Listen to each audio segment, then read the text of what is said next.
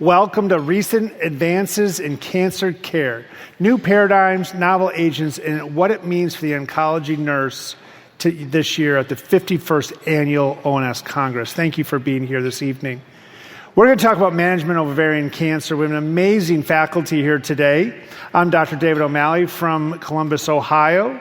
I'm joined by Brad Monk from the Florida Cancer Specialists and Research Institute, Ms. Katie Schlenker. She just got married this year, so I'm working on it. Katie from Alabama, and Jaclyn Shaver from Stevenson Cancer in Oklahoma. So we have we hope, very, very entertaining and educational discussion here today. It is unbelievable amount of information in a 90-minute program. Commercial support is being provided by AbbVie, AstraZeneca, Corcept, as well as Merck with regards to this educational. Thank you for their support. Our research to practice does not have any relationships with those companies.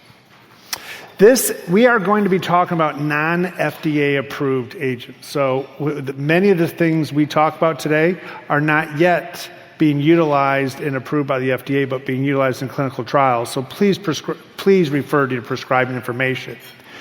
And I think as we look at this, really important for us as we talk about this as clinicians, it's important for us to keep in mind why we're utilizing certain therapies. Kaplan-Meier curves, the differences between the benefit we see in these agents, but also waterfall plots, the impact that we have in those that respond and the criteria, and Brad's going to talk a little bit about that.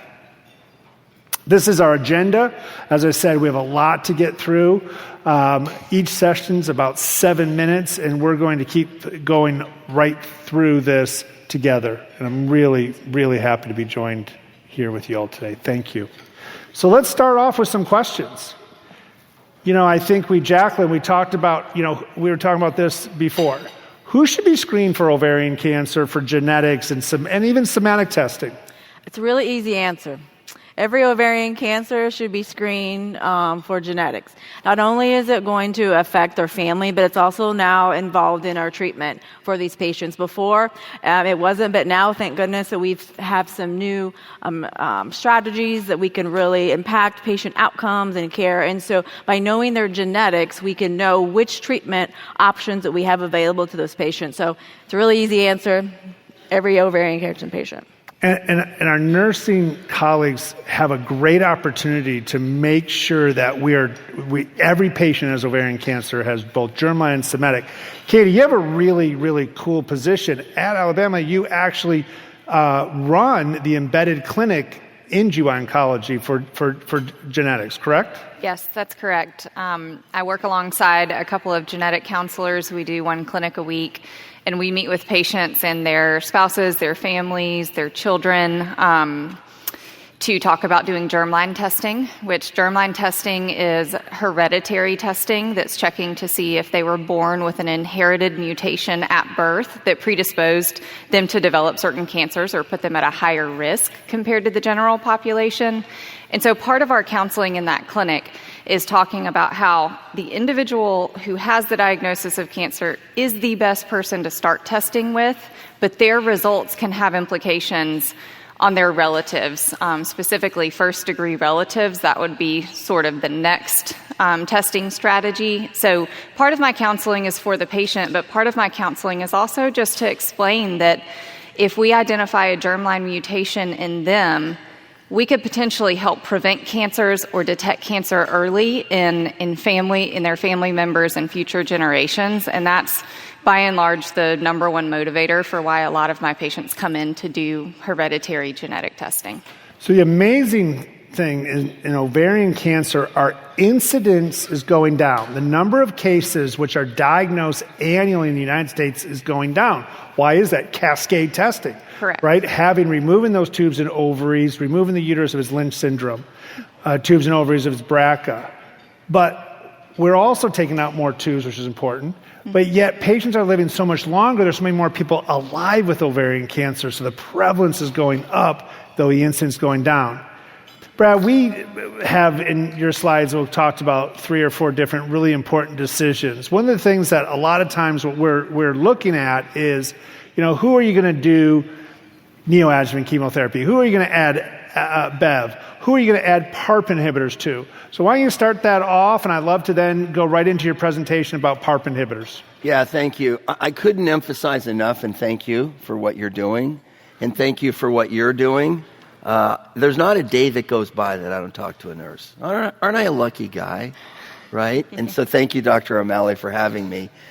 So yes, every patient should have the germline testing, which is every cell of her body, could be blood test, and every tumor tissue should be tested. So that allows us to figure out what the best treatment is. And so we'll get into that. Every patient needs chemotherapy, almost. Some of these early stage cancers do not. And every patient needs chemotherapy. And God bless, we're not, O'Malley, we're not giving the chemotherapy. So you are on the field, if you will, and helping us treat our patients. So we appreciate that. I want to talk now about these newly diagnosed advanced cases. Most patients are full of cancer when we find them. And I wish we had a screening test. We don't. And it's not a CA-125, and it's not an ultrasound. So I'm going to try to keep this sort of pretty simple, because I'm a simple guy. So I've had several career goals. One is to keep patients cancer-free once they go into remission. If you know anything about ovarian cancer, let's say you work in the infusion center, you'll see that patient and you'll be all optimistic, and you should be, and that patient's going to respond. And then they come back and they're like, what? You're like, what are you doing here? And so she recurred. So the goal is what we call maintenance treatment. Keep the patient in remission. Remission happens, but it's not sustainable. 85% of patients with advanced ovarian cancer recur. And if I know anything about anti-cancer therapy, as much as I like the infusion nurses, pills easier. So we have medications that are oral, which inhibit DNA repair, and that's what this slide shows. That little circle there is that we can go ahead and break the DNA with the pill. Isn't that interesting? And if we break the DNA, then the cell dies. So that's what a PARP inhibitor does. We can break the DNA, and we're more efficient in breaking the DNA if they can't repair the break. And the patients that can't repair a broken chromosome, or the tumors that can't repair a broken chromosome that you caused with this pill that's given in maintenance after the patient responds to frontline treatment, is a patient that has this homologous recombination repair deficient that can't, that's the fancy name for can't repair the break. And we can measure tumor cells if they can repair the DNA break that PARP inhibitors induce, and it's called an HRD test. And you can send it, there's several labs. These are the 2 FDA-approved tests, the one on the left and the one on the right. And frankly, it doesn't really matter. What matters is it gets done. What you said is that we need to test the cells in every body, the germline, and then we need to test the tumor. So that's what we do. And today, PARP inhibitors are restricted to the molecular signature populations, the HRD, the patients that can't repair the broken DNA that PARP inhibitors cause.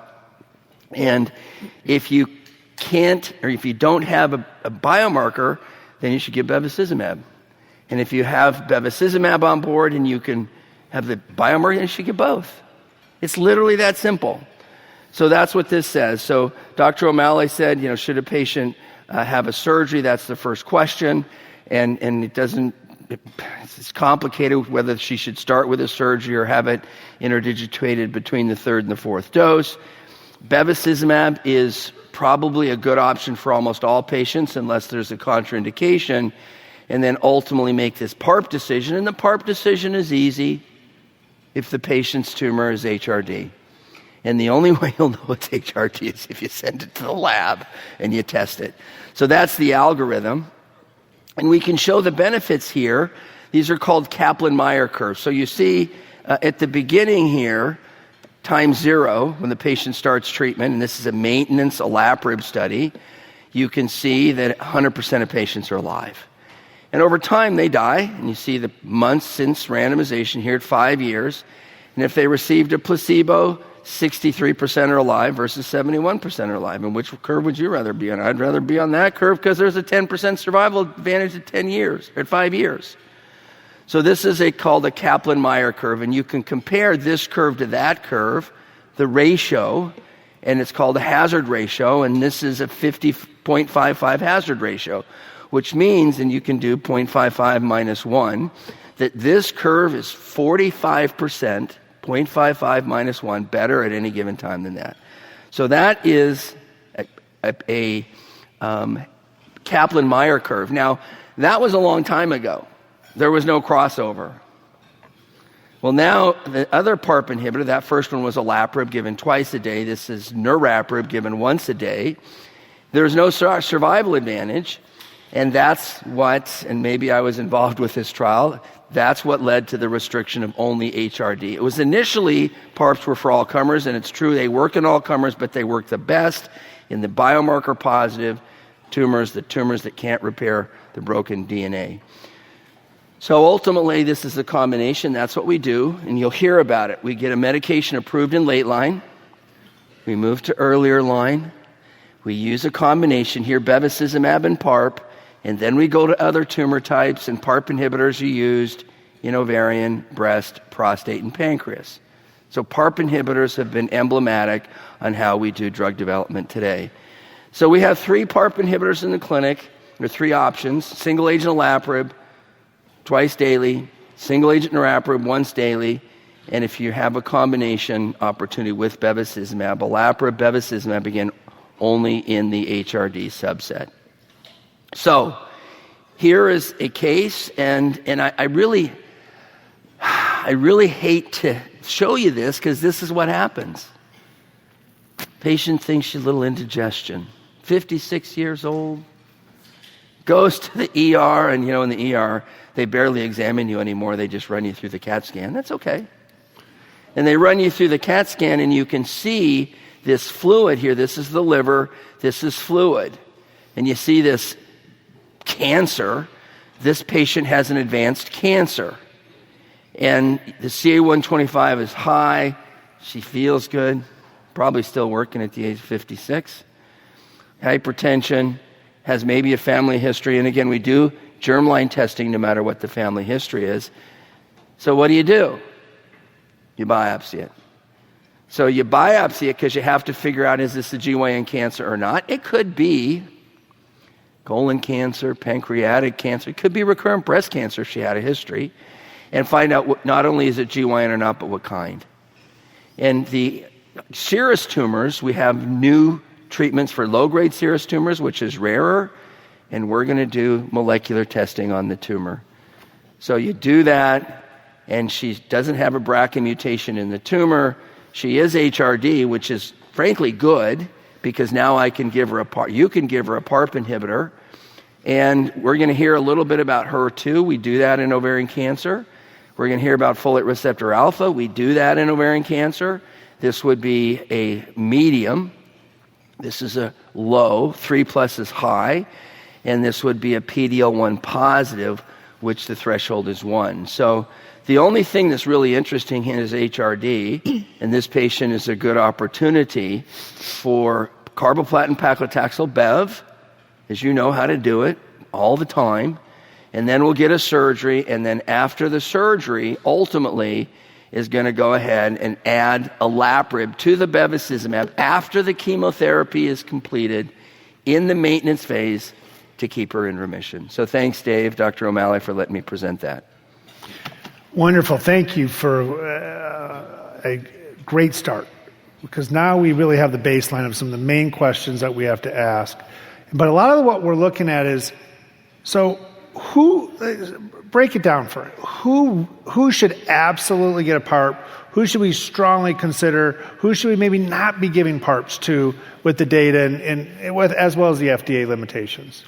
So I said breast, pancreatic, prostate, and ovary, 4 tumor types. Every single FDA indication requires a biomarker. So that's pretty simple. And the biomarker is called HRD, and it's basically, assesses the inability of the tumor to repair the DNA breaks that PARP inhibitors cause. And so should everyone be considered? No. Should every HRD patient be considered? Yes. And again, if you're using bevacizumab, you should add it to it. I love it. Great synopsis. But, I disagree with you in one point. Okay. Earlier, you said infusion versus oral. You're right, people rather give oral, but oral medications are chemotherapy every day. Yeah, I got it. So Jaclyn is going to help us understand how to manage those symptoms and the opportunity that all of you have to help increase the chance these patients are cured. You showed, I know that's a scary word, 45% of patients HRD positive potentially are cured with utilization of olaparib or niraparib with or without Bev. Advanced ovarian cancer cure, you got that? But you got to give a PARP inhibitor. And you got to keep them on it. Okay, let's Jaclyn. go. That's right. And he's exactly right. I mean, this is a medication that the patient has to take, every day. And so as you are well aware, these PARP inhibitors can have side effects that come with it. And sometimes the patient calls our office about them and sometimes they don't. And then we find out about it at their office visit. So it's really important from a nursing perspective to make sure your patient is educated up front in regards to what potential side effects that they may have and how to kind of deal with those side effects, making sure they have the right medications at home, the antiemetics, anti-diarrheas, and so we'll get into that in just a second here. We have 3 PARP inhibitors: olaparib, niraparib, rucaparib, and as was stated before, you can do it with bevacizumab or not bevacizumab, and so those are the 3 PARP inhibitors: olaparib, niraparib, and again rucaparib. So when do we start these medications? So optimal start time is about 4 to 6 weeks post last dose of chemotherapy. We really need to give enough time for the side effects from your chemotherapy to begin to recover, to ensure that we're giving that enough time, especially for your hematologic toxicities to recover, because PARP inhibitors do cause additional hematologic toxicities, especially in that first 3 months. And so ultimate time is about 4 to 6 weeks post last dose of chemotherapy, with a maximum window about 12 weeks in the first line maintenance setting. In the recurrent setting, no longer than about 8 weeks of that. And so with the olaparib, it's 300 milligrams, 2 tablets of 150 milligrams twice daily, with or without food.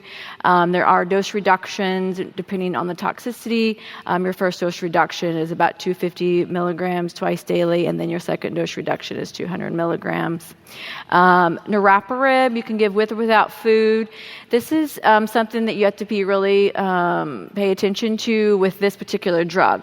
Okay, it's based on your platelets and how much the patient weighs. So that's kind of different. We usually don't do weight-based dosing. That's like a pediatric thing, right?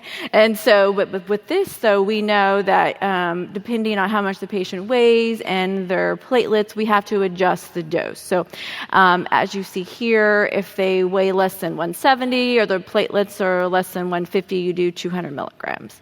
Then you see the dose reductions there on the slide. Also, be careful about hepatic impairment with this drug. Regardless of weight or platelets, you have to start with 200 milligram dose. The rucaparib, 600 milligrams twice daily, and then you see the dose reductions there in front of you. So like I said, the first 3 months are the most time you're going to see the biggest side effects with these drugs. After that, they tolerate it usually pretty well, with usually some mild nausea and fatigue outside of that. But really just educating them, like, I know you just got off chemotherapy, but you may still feel just as bad, unfortunately, with some of these drugs in regards to fatigue and nausea. And so just walking them through that, just ensuring that they are well aware of that. And if they feel like they need to stop the drug at home, please call us and we can help kind of get them through that first month to 3 months. So olaparib, with nausea, fatigue, vomiting, anemia, neutropenia, niraparib, thrombocytopenia is a big thing. Hypertension is a big thing, so making sure that they have blood pressure monitor at home, watching their heart rate at home. They can have some dizziness and cough as well. Rucaparib, making sure that big thing with this is the liver enzymes can be elevated, and so if they're having any right upper quadrant pain, give us a call. If their diarrhea is not controlled, nausea not controlled, again, just making sure that they call us and let us know. And then on your laboratory values with rucaparib, their creatinine can also be increased. So just some things to kind of look at when you're looking at labs. So let's talk about safety information, warning, and precautions. These aren't benign drugs, and so there's no contraindication in regards to giving them, but they do have some warnings out there. There's a small, rare risk of MDS and AML.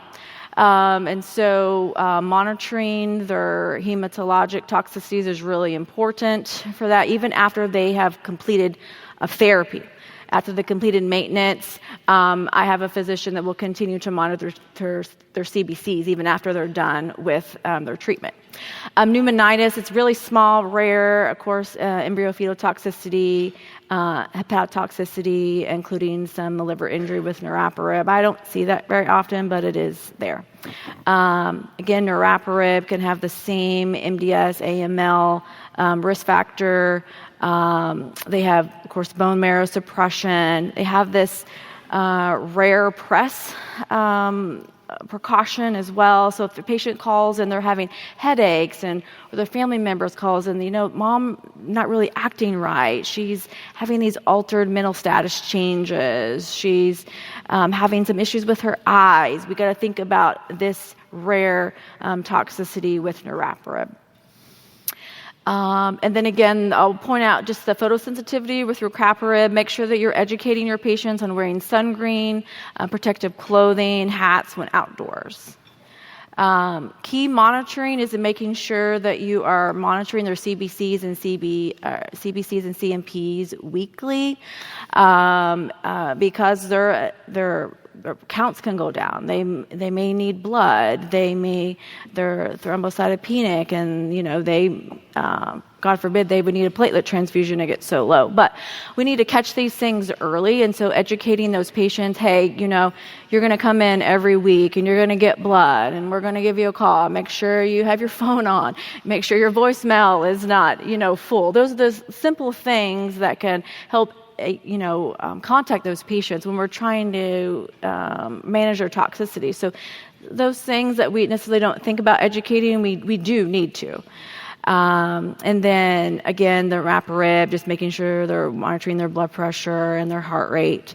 You may need to hold or dose reduce depending on the level of the toxicity. I kind of went over this earlier. This is patient education, so I'll skip over that.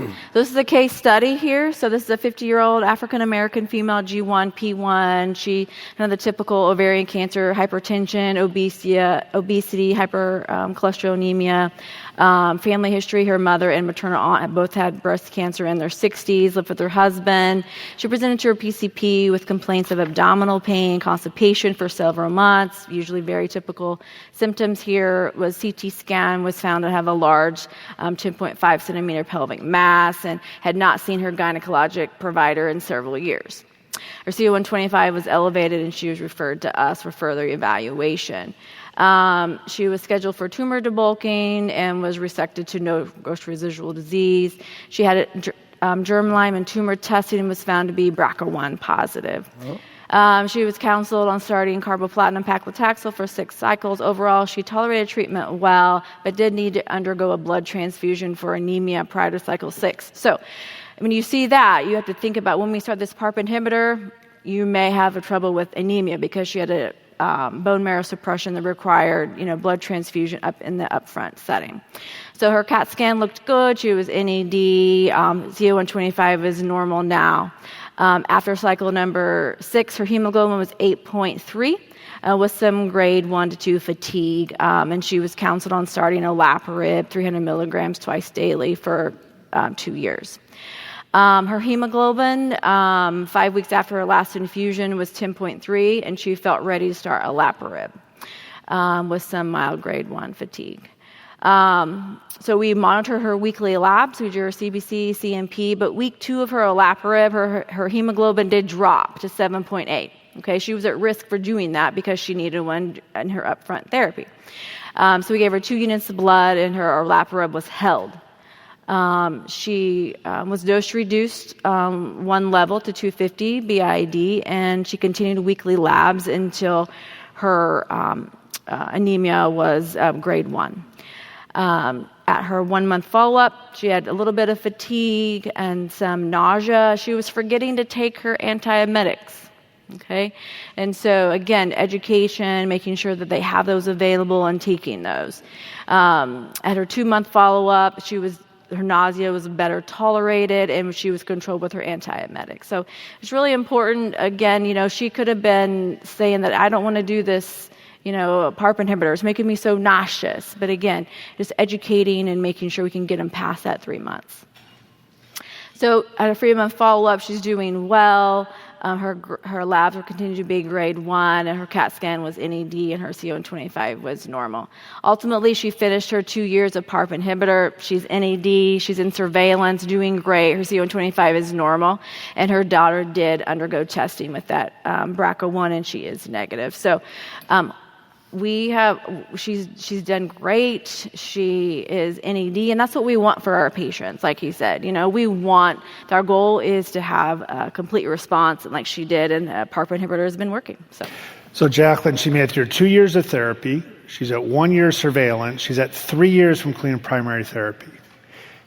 Her risk of recurrence is down to probably 3 to 5% per year. It's not 0. Yeah. Those first 3 years. So there's a very good chance her cancer's not coming back. Yeah. Pretty amazing. Yeah. So exciting. And why? Because you kept her on therapy. Yeah. Right?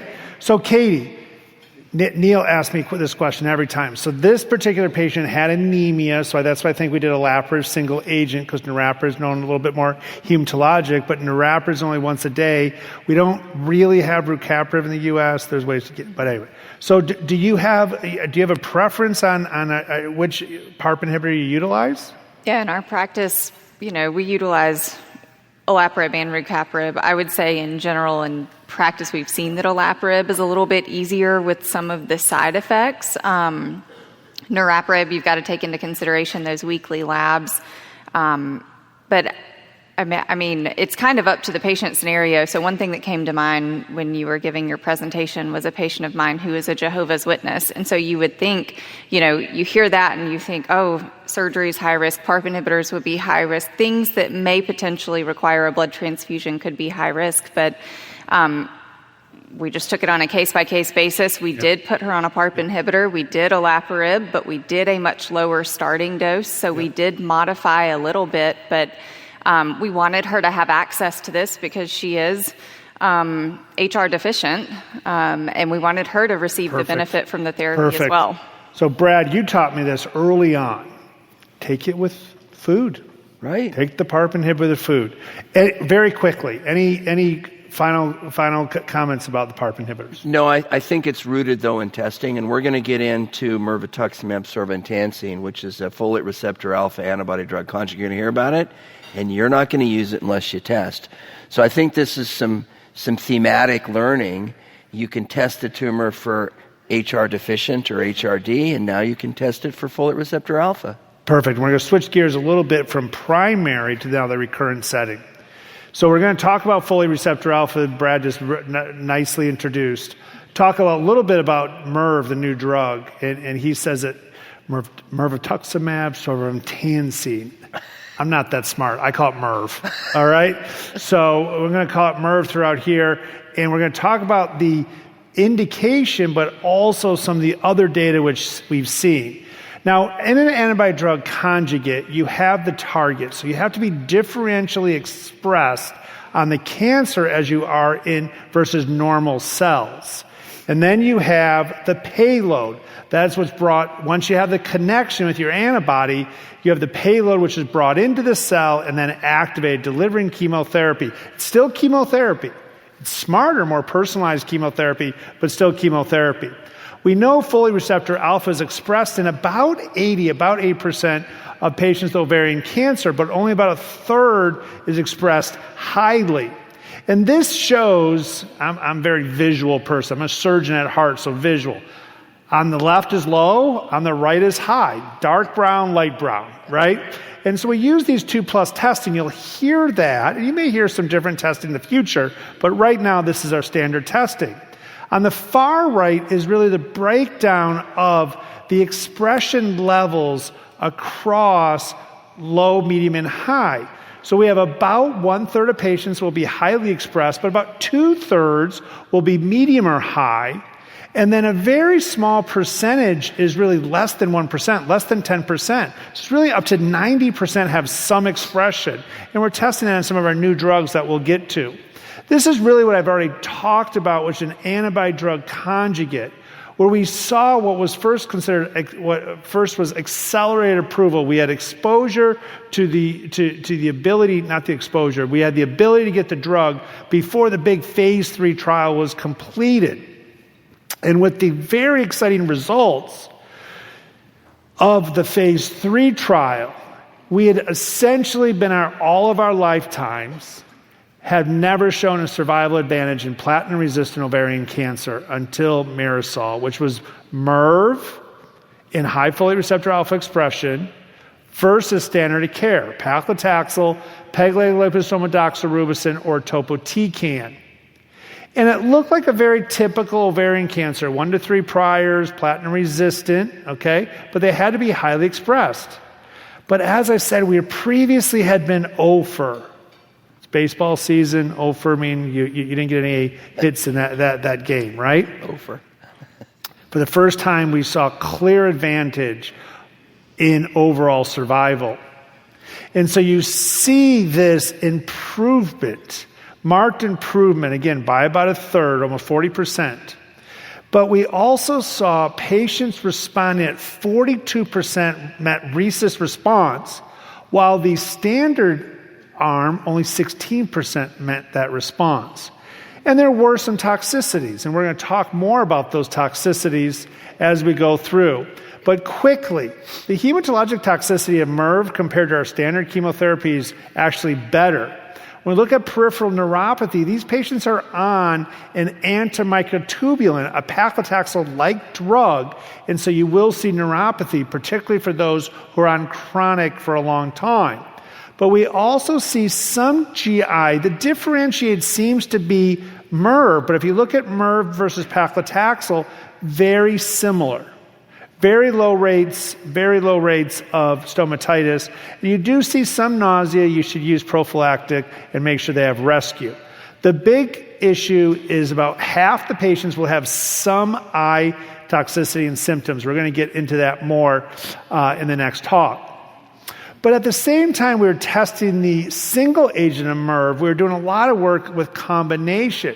One of the combinations that we utilized was with Bev. And we see here what we called Forward 2, and I was honored to lead this trial, that we had response rates which approached 50% on the high folate receptor alpha expression, but even in the lows, the expression levels exceeded 35%. So because of this trial, we actually had NCCN guideline listing, and when we looked at this, we also entered patients who had platinum-sensitive disease, who we thought would be appropriate for non-platinum. And those patients we see on the, the green, the far right to the green, is we see response rates which, again, approach 50%. So we saw, with the combination of Bev, responses across all all expression levels, with response platinum-sensitive and platinum-resistant, ultimately leading to NCCN guidelines. And again, we're going to talk more about the toxicities. For time's sake, I'm not going to go through that.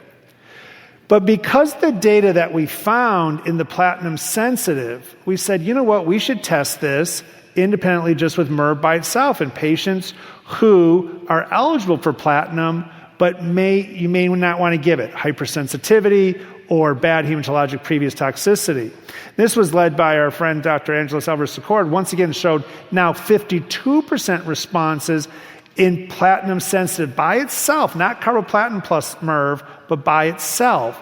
And we saw good activity in across all subgroups if they're treated with a PARP inhibitor or not. This is one of my favorite patients, and if I get a little choked up on this because this is an amazing story. Ashley presented originally in 2013 and had a biopsy, ultimately had treatment, recurred 4 years later, proven biopsy, and had a platinum double at that time. Genetic testing and somatic testing didn't really give us much that we had actionable.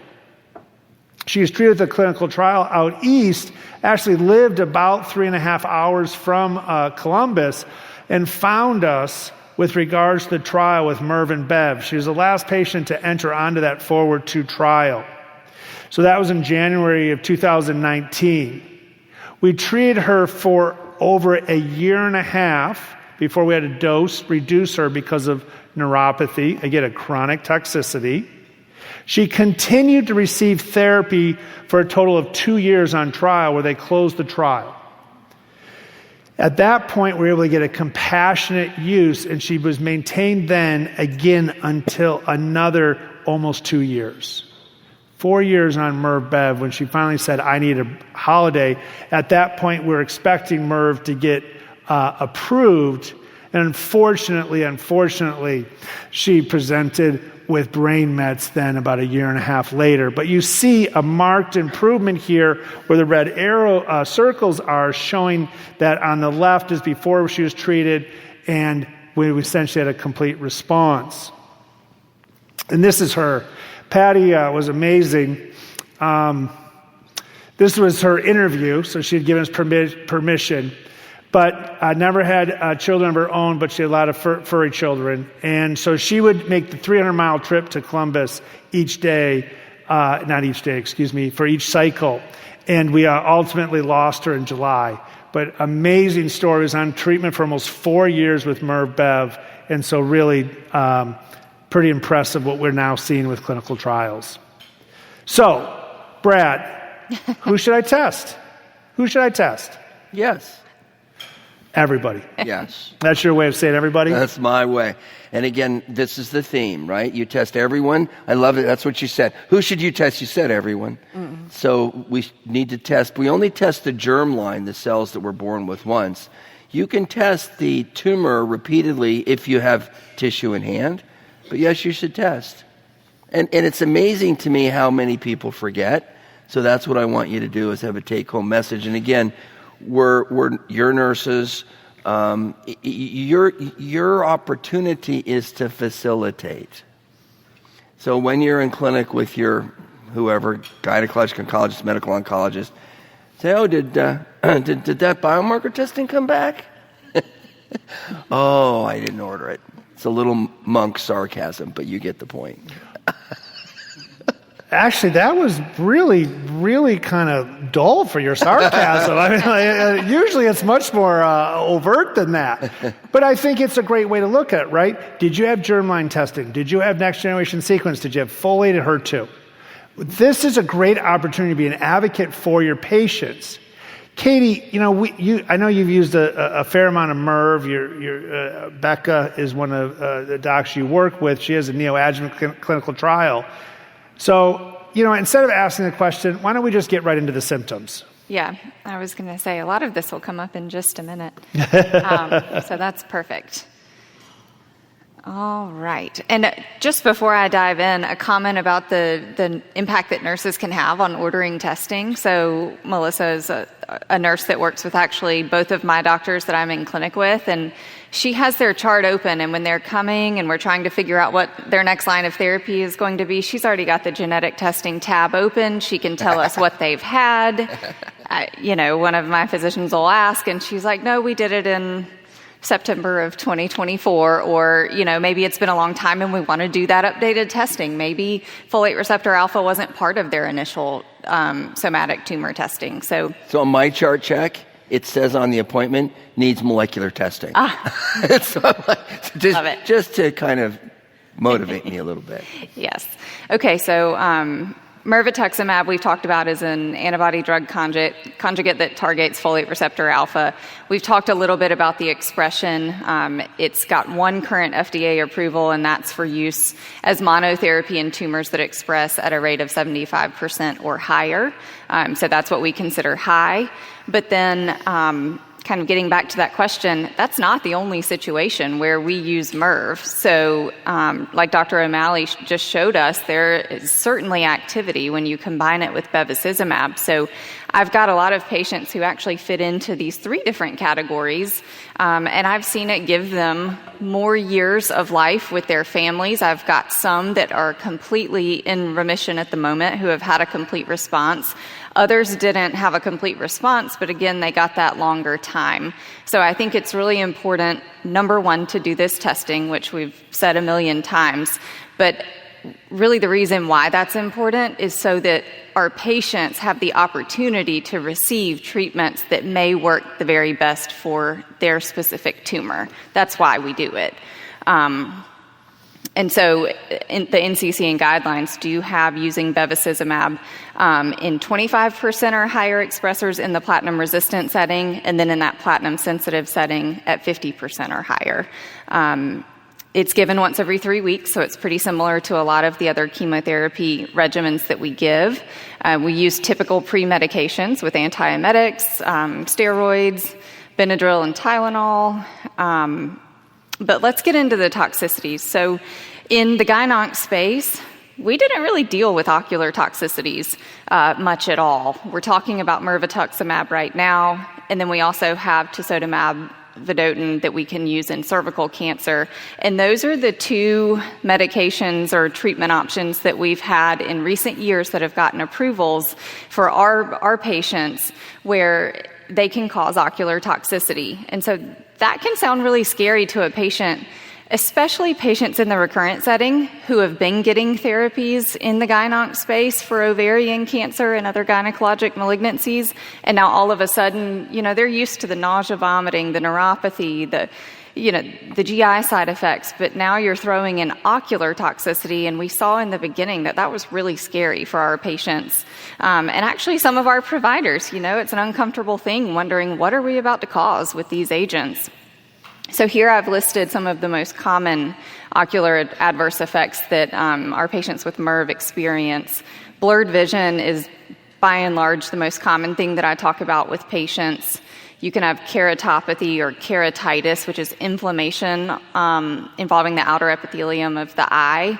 It is temporary. That does regenerate, so that's an important teaching point that I speak to patients about. And then we use the help of the ophthalmologist to do an eye exam and tell us if that inflammation is present, how severe is it? So with the keratitis, you can have confluent or non-confluent, and that is just an exam finding that tells you how widespread or how involved is that inflammation. And as providers, that helps me figure out if I need to dose reduce a patient or delay their therapy. It helps the eye doctor know if they might need to change up how they're doing their eye drops.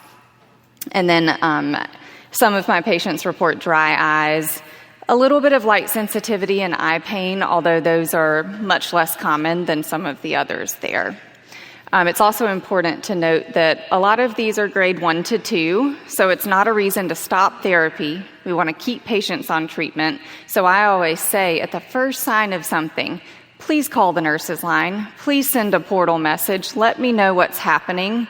It's not the end of the world if I need to reduce your dose or if I need to hold it, because in the long run, that's going to keep us from having to delay your therapy. We rarely take patients off for that side effect. And usually after cycle 2, maybe around cycle 2 or 3 is when I see a lot of that happen. So I mentioned that they go see the eye doctor. They get a baseline ocular exam. So it's a visual acuity and a slit lamp examination. And then they will get that eye exam every other visit for the first 8 cycles. And then you can do it as clinically indicated. If they're not having issues, I don't quit the eye exams, but I will allow them to space it out a little bit further. And then, like I mentioned earlier, there's actually an ocular assessment form that they take to their eye doctor. So we don't just get a clinic note. It's a dedicated form that has information on it that is showing those specific effects that MIRV can cause that we need to know, are they there? And then if they are, how severe are they? Because again, that impacts what we do with their treatment. All patients on mirvetuximab will use prophylactic eye drops. So that's going to include lubricating eye drops and steroid eye drops. Preservative-free lubricating eye drops is very important. And then there's a schedule that they would do the steroid eye drops on. And if they start to have issues, their eye doctor may increase that schedule a little bit. And then just some helpful measures. For our patients who wear contacts, we ask them to avoid wearing contact lenses. So that's one of those things that if you wear contacts all day, going back to glasses might be a bit of a change, but we do recommend that. It helps. And then using sunglasses when you're in the sun, and some warm compresses can help in the evening. Pneumonitis is a side effect that's more rare, but it certainly can happen. In the trial that I used to create these slides, 1% were grade 3. There was one patient with grade 4, but pneumonitis is a side effect where, if you remember one thing, it's so early to intervene early on. So the symptoms can be really written off as many different things. They can come in with cough, shortness of breath, hypoxia. They can have a fever. You might be thinking respiratory viral infection, pneumonia. So you really just need to do a workup. We get high-resolution chest CTs. That shows a little more detail and helps the radiologist tell you if they think there are findings that are suggestive of pneumonitis. You do want to make sure that it's not just a respiratory infection. We certainly hold therapy until their symptoms have improved, and we often utilize steroid tapers and pulmonary function tests. Neuropathy is something else that can happen when patients are on MIRV. Oftentimes, they've also seen Taxol or paclitaxel as part of their prior chemotherapy, so you have a lot of pre-existing neuropathy with these patients, and so mirvetuximab, especially if they're on it for a long time, can kind of have a compounded effect on that. And then there are some other general side effects that we think of, similar to other chemotherapies as well. So Katie, you have a great example here. You have a 77-year-old recurrent ovarian cancer. Mm-hmm. And you said, again, great drug, trying to keep him on trial. So you have a patient with grade 2 at cycle 6, keratopathy, and some blurred vision. How did you, were you able to keep her on treatment? What were some of the things that you did to keep her on therapy? Absolutely. So I did hold her therapy. I had her go back for an eye exam. After a period of time, I did not restart or resume that 6th cycle until her keratopathy had gotten back down to a grade 1 or less. And then she was able to finish out that therapy, had her post-treatment scan, had a complete response, and was able to continue on in a maintenance phase with the mirvetuximab and the bevacizumab. I actually just saw her at an ovarian cancer gala that we had, and she's in ED right now, came up to me. It was great, but it has allowed her to go back to living her life. She's very involved with our local organization, and she's doing great, and we have the mirvetuximab to thank for that. So for the infusion nurses in the room, the clinic nurses, cycle 2, day 10 to 14. Mm-hmm. It's when they'll wake up and say, I'm having blurred vision. It can happen anytime, but that is the largest occurrence. It's very, very consistent. Mm-hmm. So, Dr. Monk, Brad, so you have, I mean, you're testing everybody. Are you sticking with the FDA label? Are you treating people lower than 75%? The questions are getting tougher. So one of the Neil's whispering in my ear. Is he really? No. He's probably go get him, Dave. Go get him, Dave. But the point is that we have several options here. Mm-hmm. So we have MIRV. We're going to talk about Relacorilant, this cortisol blocker. We're going to talk about immunotherapy. So I think all of that has to be considered. I have a tendency to practice more on label based on my structure and the guardrails that I have. So generally, I do not treat very many 2+ patients. I also want to say Dr. O'Malley here runs the GOG portfolio for ovarian cancer. So I would be remiss, he'd probably hammer me even further, that's a good patient for a clinical trial. So, and if you don't have a clinical trial at your site, well, you can come talk to us later. But clinical trial is the number one option for these patients, not only, and thank you, by the way, your patient went on a clinical trial. That's beautiful. Yes. I was impressed. So the short answer is not very often. I prescribe generally based on the label. Yeah, I think the opportunity, so great segue in clinical trials. We're going to talk a lot about clinical trials here in the next few minutes, right? Because we see a lot of exciting new agents. What we call Destiny Pan-Tumor 02 was actually the TDXD trial. This was kind of an umbrella trial where they treated multiple solid tumors.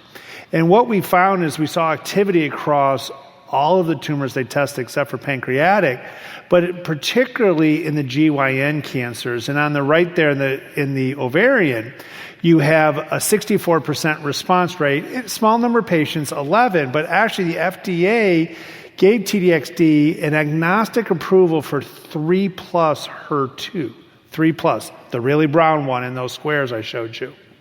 Now, very small numbers in ovary, but exciting. And we have a clinical trial with regards to trying to answer this question in the first-line setting, as a matter of fact. Now, it's also important if you do the math here that the 2+ was 36, but all comers were 45. So, we saw activity across all expression levels, 1, 2, and even some zeros, but we'll talk about that. So, when I look at this, who should be tested, right? Yes. I love that answer, right? Who should be tested? So folate receptor alpha HER2, okay? The opportunities for us to educate our patients with regards to the need for clinical trial, for testing of their tissue, not just if the molecular mutations are there, but are the proteins expressed, and that's the IHC testing. So there are 3 tests, right? So we're going to get to the PD-L1, but you've already taught us that we need to test for folate receptor alpha HER2, and it's 3, and it's not NGS. NGS is looking at the DNA, and so I liked what you said, Dave, that this is immunohistochemistry. Sometimes it's even able to be done at your hospital. Love it. Jaclyn, you start a patient on TDXD. What's some of the things you really tell that patient who is starting on TDXD?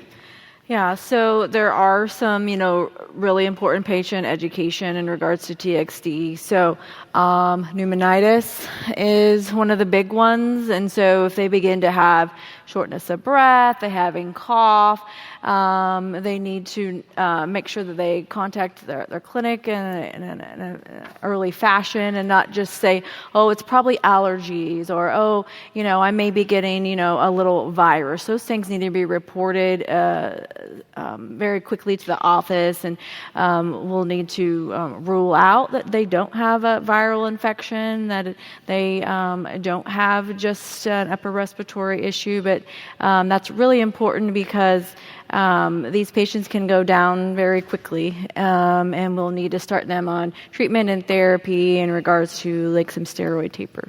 And so the pneumonitis,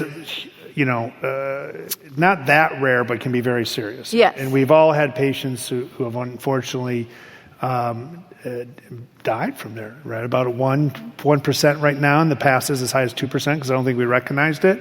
So, Brad, it was a great segue when you talk about clinical trials because we have a number of these antibody-drug conjugates with a topo-1 payload. So different than Mirv, which is an antimicrotubulin, a topo-1 payload. Could you briefly, we're a little tight on time, briefly go through some of those? And then I know you had another comment to make. Well, I wanted to make that comment because, get this, the side effect profile is not the target. It's not HER2, it's not folate receptor alpha. It's what's attached, conjugated to the antibody. It's the drug, antibody-drug conjugate. So it's the drug that creates the side effect.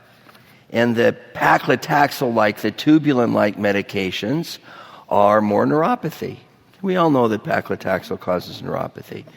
The topoisomerase chemotherapy that's attached to the antibody, which you call a topoisomerase inhibitor, is occasionally pneumonitis, but routinely emetogenicity. It's nausea.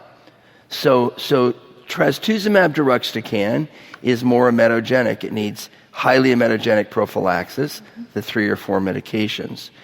It's also more marrow-suppressive, so they need more growth factors. Side effect is not the target, it's the chemotherapy that's conjugated. So we're not done yet, and one of our very exciting targets is CD86, and it's the same payload as trastuzumab deruxtecan, TDXT. So guess what? The side effects are similar. So we're trying to move forward. We have a phase 2-3 trial.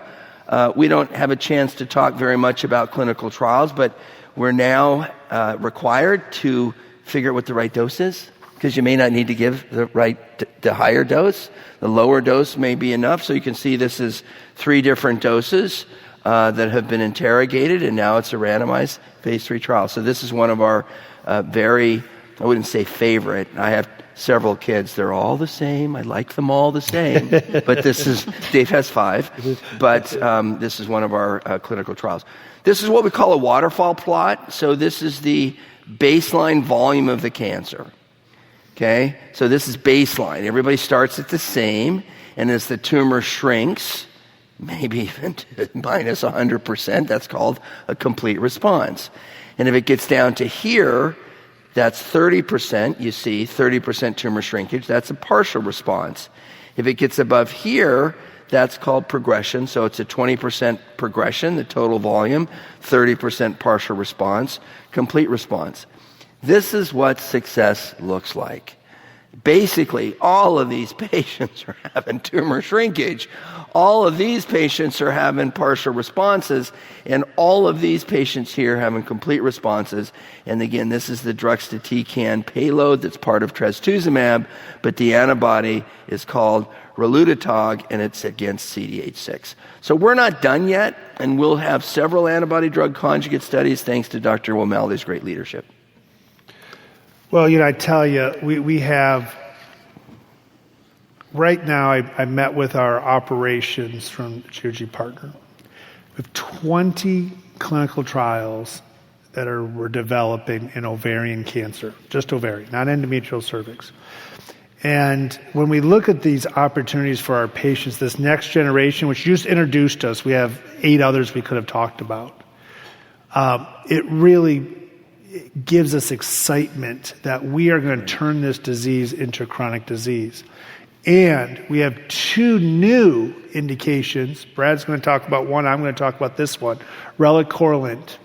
And we're going to talk a little bit about, you've already alluded to it, right? The glucocorticoid, but cortisol, right? How important is cortisol?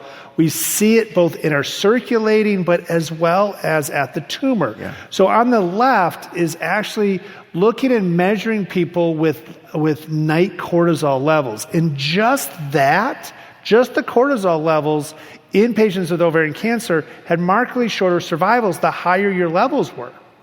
And then we looked at, actually Keta LaRussa, who from Italy, looked at expression levels in the tumor. And if you had glucocorticoid receptor at a higher level, patients did worse. So, in the tumor and in our body is a negative predictor. Now,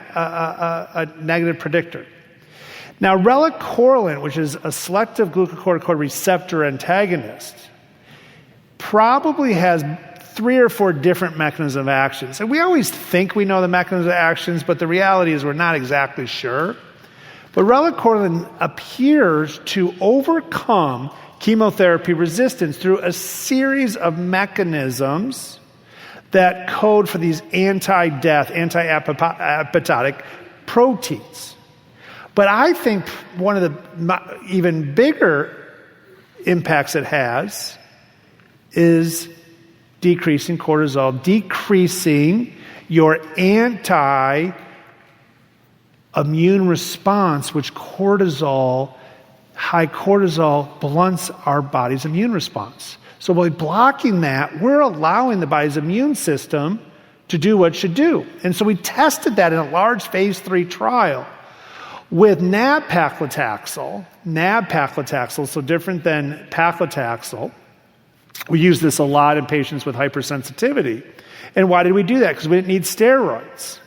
And all patients received the nab-paclitaxel weekly, 3 out of 4 weeks. How many of us do paclitaxel? And with that, the day before, the day of, and the day after, 3 days with each infusion, they received the Relacorilant, this glucocorticoid receptor antagonist. And when we look at this, the response, the impact was marked. But first we need to look at what was these group of patients. 1 to 3 prior, very similar to our other clinical trials we've discussed.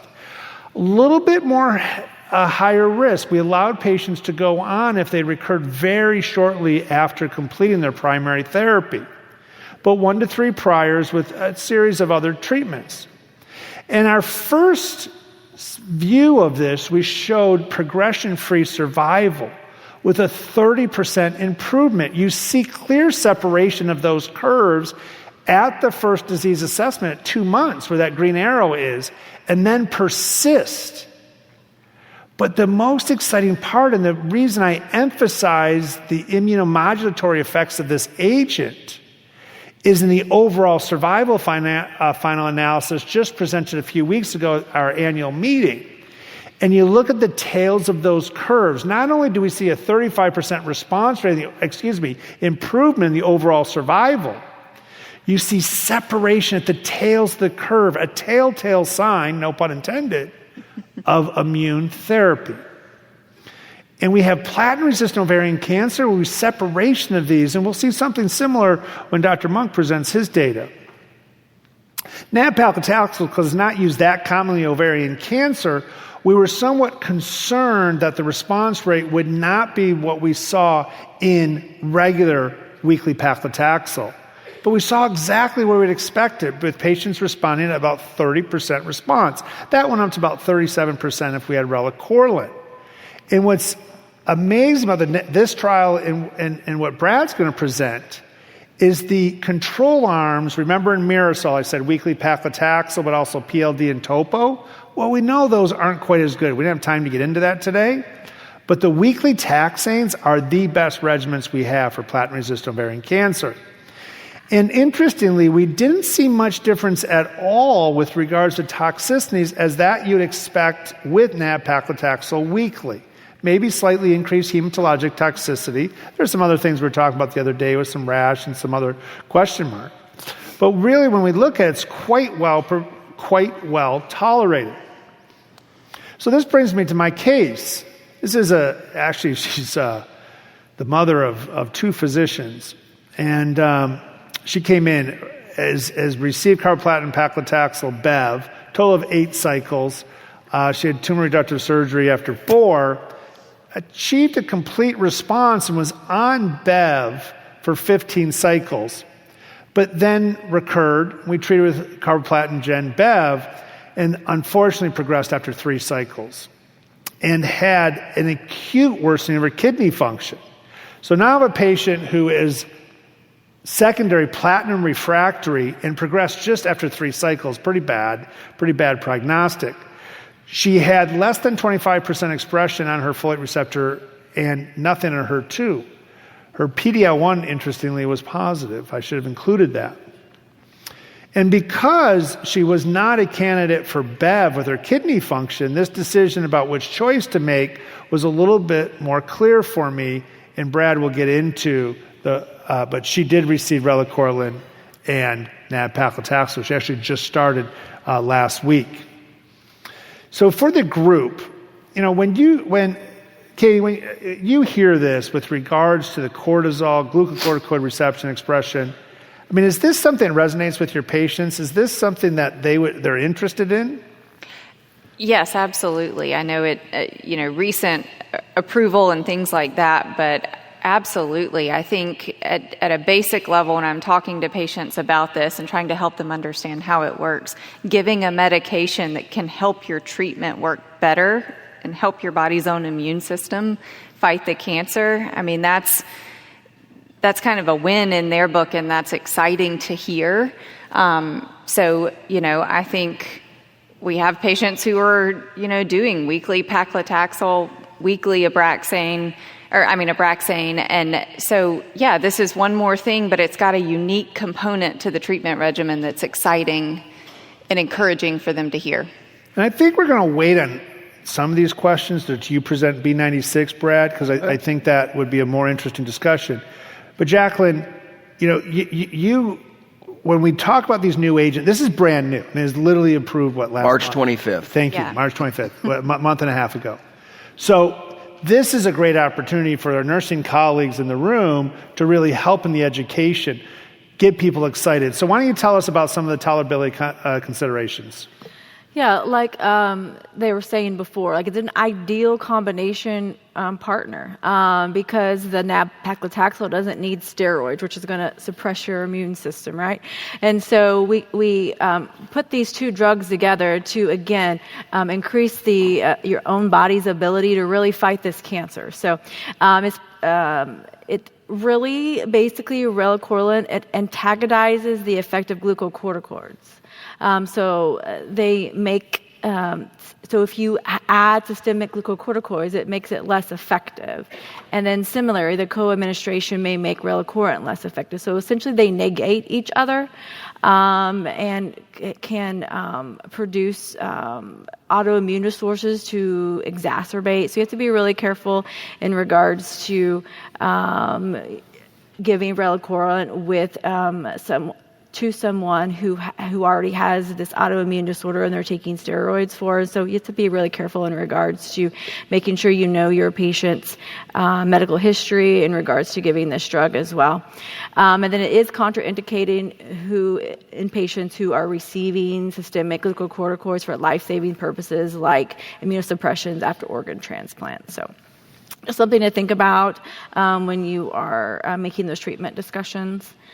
So dosing your nab-paclitaxel, we give it at 80. It's an IV infusion, day 1, day 8, and day 15 of every 28-day cycle. Your Relacorilant is 150 milligrams. It's given the day before, day of, and day after each infusion. You take it with food, swallow the whole capsules.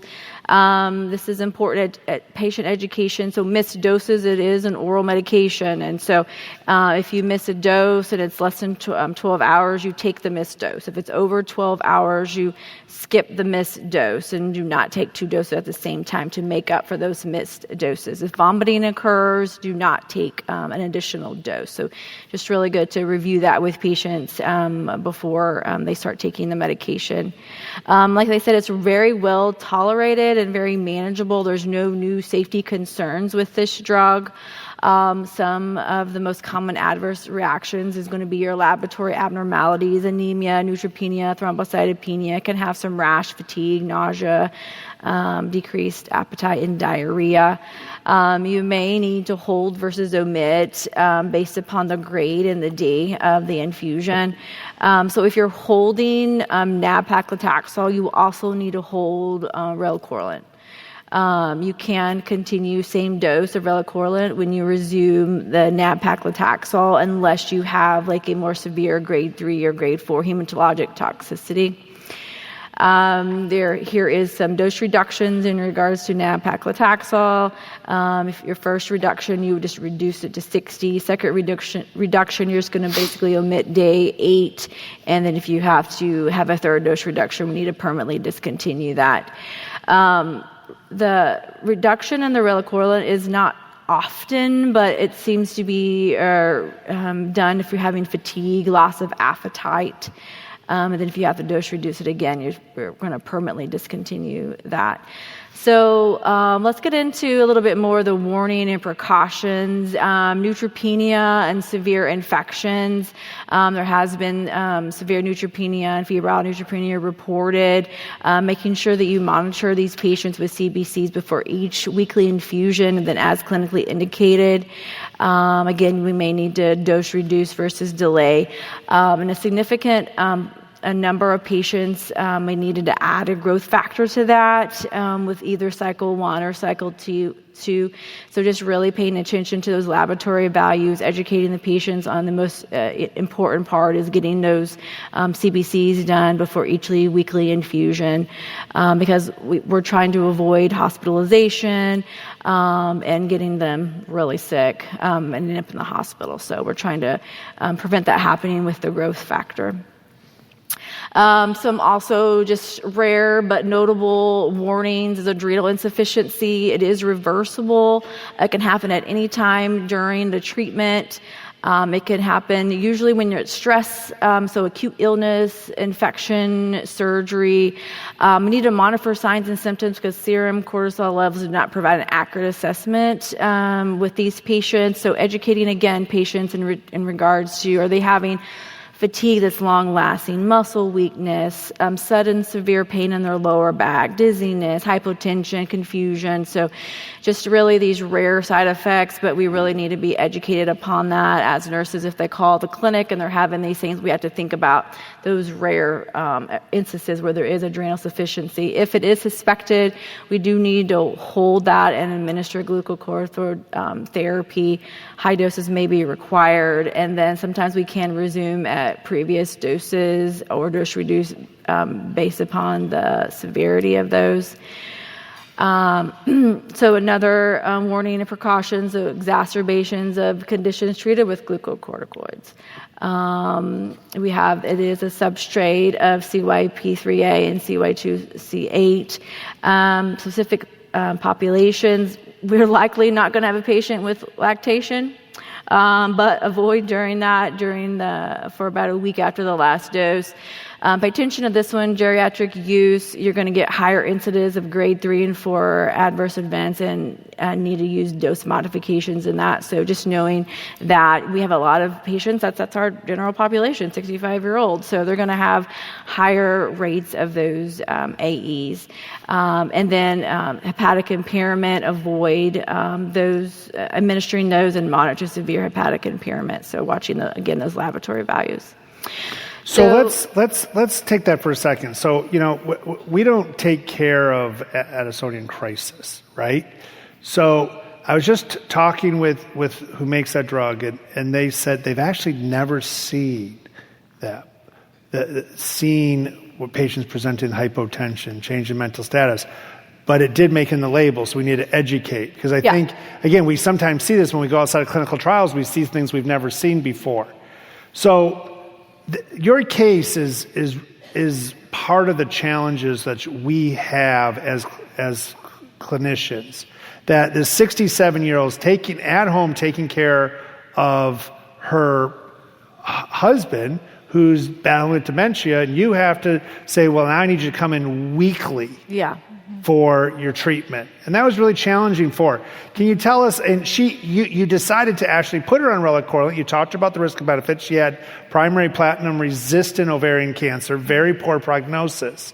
So how is some of the things you did when you managed her, and how did you talk about dose reduction as well as overcoming some of the challenges with getting her in weekly?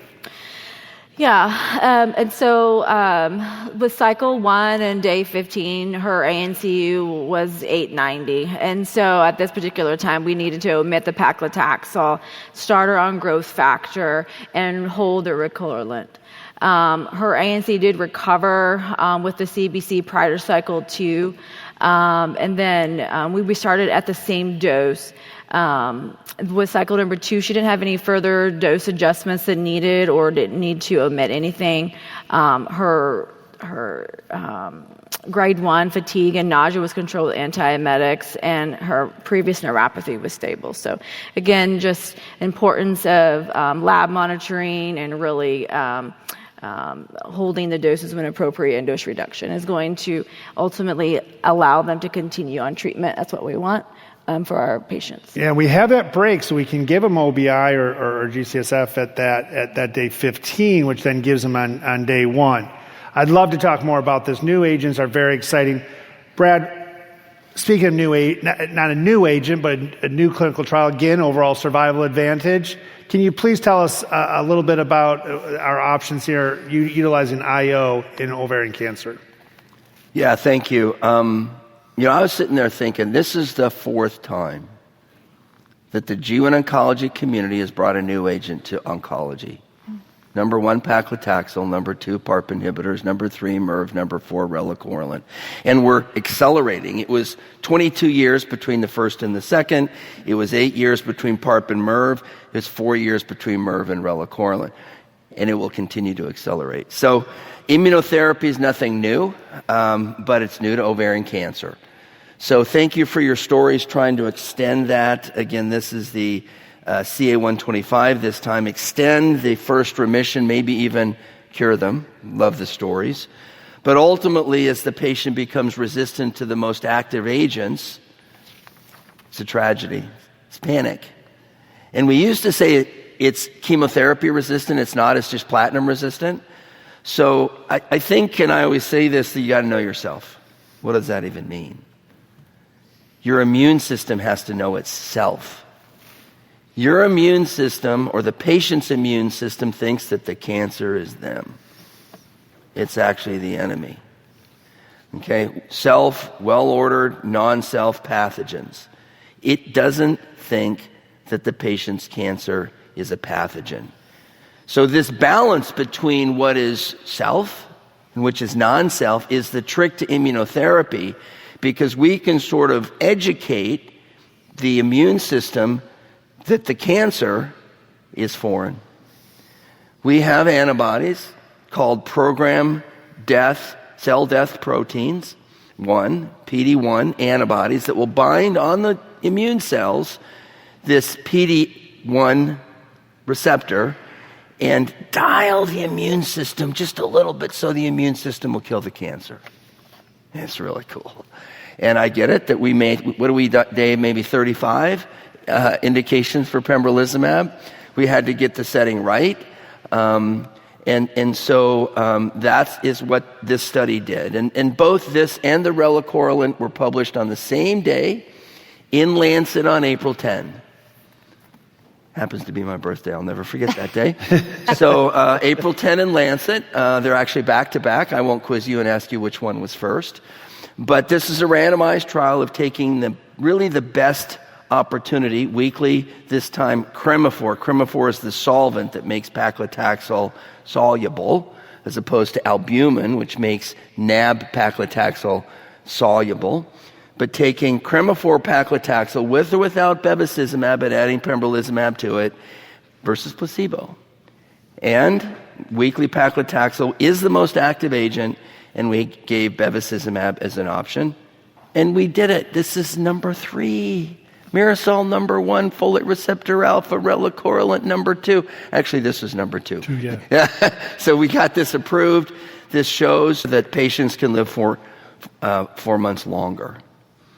4 months longer. Dave and I were just having dinner together, and he says, someone was telling us that this was a modest improvement. Listen, 4 months is 4 months. It's not enough, and I already told you we're going to keep rolling. This is the highest response rate that we've ever seen in ovarian cancer. To the left, 53% response rate. And again, it's biomarker informed, this time PD-L1. So you got 3 biomarkers, folate receptor alpha, HER2, and PD-L1. PD-L1, unlike HER2, which is almost never positive, this is generally positive. Folate receptor is in the middle, so this is positive about 3/4 of the time. And it helps patients feel better. We're kind of running out of time, so I'm going to roll through these. And so we got approval February 10. And we've been studying immunotherapy in ovarian cancer, trust me, for a long time. We had to figure out the right scenario, and this is a regimen. So Relacorilant actually is not an approval for Relacorilant, it's a regimen approval. Very different. This is a regimen approval of weekly paclitaxel with or without bevacizumab. So this is something that is as we get smarter. So here, going to conclude and catch up a little bit of time here. My first patient was 56. This is 59. You're like, Monk, are all your patients 50 that get ovarian cancer? No, some of them are early 60s. I mean, it is at the prime of their life, and it's true that the usual age is in the early 60s. Some can be 70, I get it. Hopefully you never get ovarian cancer.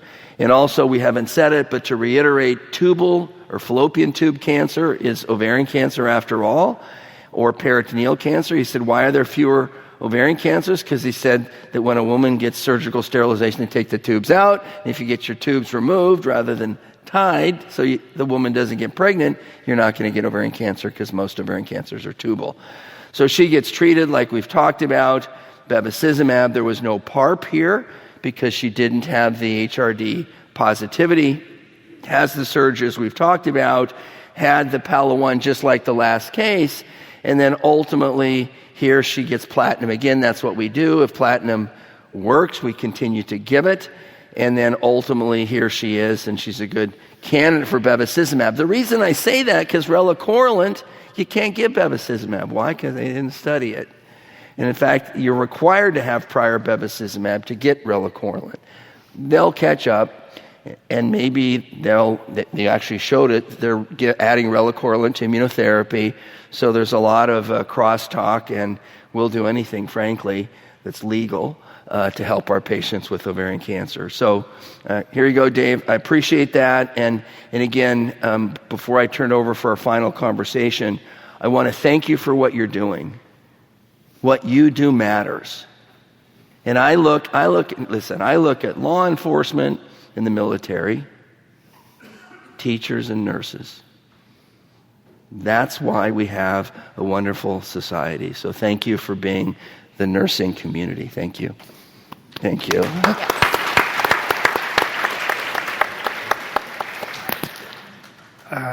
My mom's a nurse, so hopefully you guys say she raised me well. So thank you. Wonderful discussion, but we have some really tough choices now. So tell me, you have a platinum-resistant ovarian cancer patient, second, third line of therapy. Tell me how you're going through. Let's stick with she's now eligible for clinical trial because she was just diagnosed with breast cancer 6 months ago, making her ineligible for most clinical trials. Right. So there are 5 factors that I sort of evaluate. I get it, a lot of focus is on the biomarker. We talked about it, HER2, PD-L1, and folate receptor alpha. But that's probably, frankly, a small component. The second is, are you eligible for weekly paclitaxel? Because if you're not going to get Pembro and weekly pack or relacorilant and NAB-Pack. And why wouldn't the patient be eligible? Because what you said, she's had a lot of platinum, she has neuropathy. Yeah. Third, we launched PARP inhibitors. Again, that was the second group of medications that we brought in 2014. They're oral, and the first indication was PROC. And if I know anything about PROC, patients don't have the most normal intestinal tract. They got ascites, they got partial bowel obstruction. So you got to be able to take oral therapy if you're going to get your relacorilant. I hope she can. Okay? Number 3, so biomarker weekly pack relacorilant Bev, because you can't use Bev. And then ultimately the number of lines of therapy. I try to prescribe as per the label. Rosella relacorilant, 3 priors. Mirv's 3 priors. Pembro's only 2 priors. So I realize that that's some nuances, but that's the way that I sort it out. So basically, biomarker, eligible for weekly paclitaxel, oral chemotherapy, eligible, bevacizumab, requiring, and ultimately number of lines of therapy. And if you do that, you can cover about 80% of the patients. So, Katie, I always said, if you can't keep somebody on immune therapy, they're not going to have immune toxicities. But now we have a regimen where we're keeping people on immune therapy. So we have to kind of re-educate ourselves. Now we have an endometrial cancer, so we've educated ourselves about immune therapy, but tell us a little bit about how that may differentiate, get into a little bit about the symptoms, and we'll go from there. The other thing as you talk to us, what she said is that when I stop mag-paclitaxel, I stop relacorilant. They're together. Mm-hmm. You're going to teach us that actually you can stop the paclitaxel and keep the pembro with or without Bev going. Go ahead. Mm-hmm. Yes, okay. So we've talked about the combination of pembrolizumab, weekly paclitaxel, plus or minus Bev. This just outlines the regimen. It can be fairly tough appointment-wise on the patients because the trial was day 1, day 8, day 15. You don't get that off week like we sometimes give with weekly paclitaxel. And so they're coming continuously, which it can be challenging. They're getting the immunotherapy once every 6 weeks, and they're getting the bevacizumab once every 2 weeks. The most common side effects in the pembro and the weekly paclitaxel arm were typical things that we have: some anemia, neuropathy, alopecia, fatigue, nausea, some GI side effects, some neutropenia. But the interesting part is you add in the immunotherapy, so you have another subset of side effects that otherwise probably wouldn't happen with those other agents, and that can be things like hypothyroidism or hyperthyroidism. I tend to see hypo more often. You can have some adrenal insufficiency.